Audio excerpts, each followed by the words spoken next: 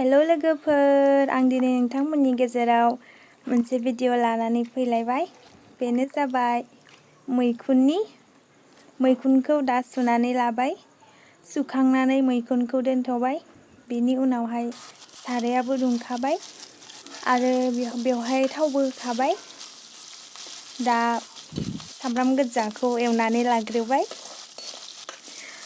बेनि उनावहाय फानलु मस्ला मस्लि देखाबाय, बेखौबो एवनानै लाखाबाय। बेनि उनाव मैखुनखौ बेवहाय होबाय, होनानै दसे एरनानै बेखौ खोबनानै दोनथ'बाय। बेनि उनावहाय आङो न'आवनो दङ मैथा गोजाखौ आं खानानै लायबाय। खानानै लायनानै बेखौ आं मोजाङै सुबाय, दैयाव सुनानै दोनथ'बाय। बेनि उनाव आरो मैखुनखौ आरो एरबावबाय, दसे खोबहाबना दोननायखौ। बेनि उनाव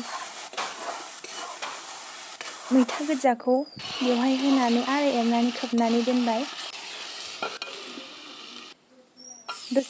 दसे थानानै मैथाखौ होखांनायनि उनाव बे खोबनायखौ बोखारनानै एरबावो। संख्रि हालदैयाथ' अलरेडि होखाबाय। बेनि उनाव आरो खोबना दोनबावो। दसे गोबाव थानानै जोंनि मैखुना मोनबाय। गोजोन्थों लोगोफोर।